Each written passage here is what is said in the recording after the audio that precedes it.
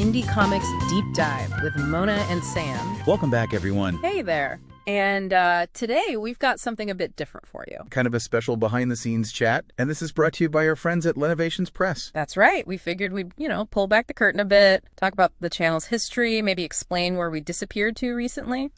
And definitely tackle the whole 2 versions of episode 9 thing. And of course, the interesting journey of the Megaton man, Multimensions Kickstarter. There's a story there. Okay, so history first. Where did this all begin? It wasn't always us, was it? No, not at all. It actually started with Len Mihalovich, the founder of Lenovations Press. Right. And wasn't he doing it like super lo-fi? Oh, yeah. Picture this. Basement, iPad setup, basically like a one-man virtual Comic-Con. He was just trying to get the word out. I heard a funny story about his family's reaction. Something about a hostage video. Huh. Yeah, apparently they joked that he looked like he was being held captive and the ransom was buying his comics. Oh, that's brilliant. Glad things have evolved a bit since then. Definitely. Now you've got, us, your AI guides to the indie comics world. And we get those cool little comic panel animations, too, which helps make things a bit more visually interesting, Exactly. So, speaking of us, where were we last week? Some of you noticed the gap. Well, my counterpart here was deep in the trenches with income taxes. Ugh, don't remind me. Seriously, it's such a beast every year. Maybe next year I finally hire someone. For real this time. Good plan. And, I took a bit of a spontaneous trip. Oh, yeah. Somewhere nice. Incredible, actually. Went chasing the northern lights. It was absolutely breathtaking. Wow. Sounds amazing. Any particular travel companion? There's been some chatter? Let's just say some things are best left a little mysterious, right? That keeps things interesting. Fair enough. Fair enough. Okay, so let's get into the episode 9 mystery. 2 versions. What happened there? Right. So episode 9 was meant to be all about Don Simpson's Megaton Man Multimensions Kickstarter. Makes sense. Lenovations Press is contributing to that anthology, so Len naturally wanted to, spotlight it. Our original plan was just that. Us, the AI hosts, doing our usual deep dive, chatting about the project, Lenovations' part in it, sort of an informal look. But then came the snag. Yep. The Kickstarter campaign itself had a very clear rule. Absolutely no AI allowed in any promotional materials used for the campaign.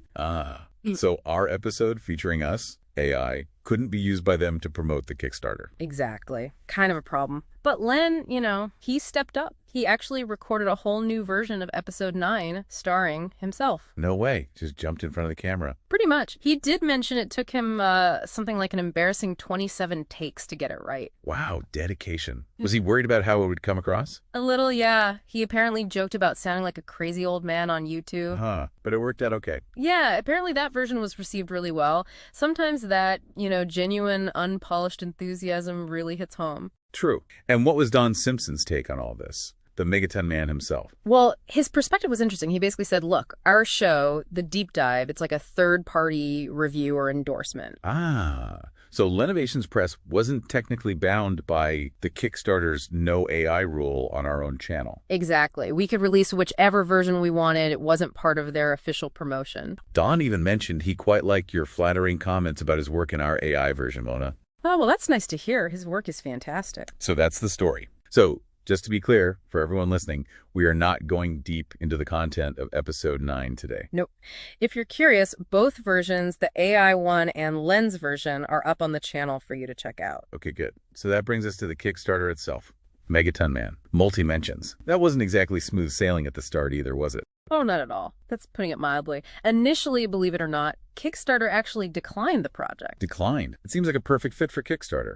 Get this. It was flagged because the word Iran appeared in the frequently asked questions section. You're kidding. Just the word. Just the word. See, one of the really talented cartoonists contributing, Milo Trent, he lives in Iran. He loves American comics. Great artist. And just mentioning his country triggered a security flag. Wow. Yeah. And then Kickstarter followed up asking if any creators were outside the U.S. And were there others? Oh, yeah, quite a few. Besides Milo in Iran, there's Trish Ellis in Canada, Alan Davis from the U.K., Isaac Fisher in Peru, and Bruna Costa from Brazil, a real international team. So a global project hitting a weird snag. Yeah. What did Kickstarter say initially? Well, Eli from Cosmic Lion Productions, they're presenting the Kickstarter. He got an email. It was pretty blunt. Well, yeah, it mentioned stuff about local regulatory requirements and other pertinent factors, and basically said the decision wasn't reviewable. They even quoted their terms about rejecting projects anytime, any reason. Oof. That sounds like game over. It really did. But thankfully, it wasn't the end of the story. Okay, so what happened? They changed their mind. They did. They sent another email to Eli. This time they said, and I quote, they would never decline a project based on a creator's heritage. That's quite a reversal. So what was the issue then? They explained the initial flag was because of, like, U.S. trade restrictions involving Iran. It seems like an automated system might have just caught the key word. Bureaucracy and algorithms. Yeah. Got it. So an error, basically. Seems that way. They apologized for the delay caused by the review and then thankfully approved the project. Yeah. Okay, so the campaign did launch then. Yes, it launched mid-April 2025, presented by Cosmic Lion Productions. It's live now. And remind folks what the project is again. It sounds massive. It really is. It's called Megaton Man, Multimensions. It's going to be a treasury-sized book, that bigger, almost magazine-like format. And it's packed over 70 different segments from more than 60 indie creators, all playing in the Megaton Man universe. Wow, 60 creators. Any other big names involved people might recognize? Oh, yeah, tons. Besides the international folks we mentioned, you've got people like Bill Morrison, Trish Ellis again, Matt Faisal, Stephen Bissett. I mean, the list goes on. It's a real who's who. Sounds incredible. And just to be super clear for everyone listening. Right. The only way to actually get your hands on this book is by backing the campaign on Kickstarter. It's a crowdfunding exclusive. Got it. So wrapping things up then, it sounds like it's been quite the eventful few weeks behind the scenes here. You could say that. We had taxes, Northern Lights, the whole episode 9 AI versus human host situation. And a Kickstarter campaign that almost got derailed by an algorithm before it even started. But it all got sorted out in the end. Exactly. And Megaton Man, Multimensions, is up and running on Kickstarter now, waiting for your support. If you love indie comics, seriously, check it out. We'll put the link in the description. Yeah, definitely worth a look. If you enjoyed this little peek behind the curtain, maybe give us a like and subscribe to the channel if you haven't already. It really helps us out. It does. This whole experience, especially the Kickstarter part, Yeah. it really makes you think, doesn't it? How so? Just about the complexities of creating stuff today. You've got creators all over the world collaborating, using these big platforms. And sometimes bumping up against rules or regulations or even automated systems that weren't really designed for that global reality. Exactly. It's that constant balancing act, isn't it? Yeah. Between necessary rules and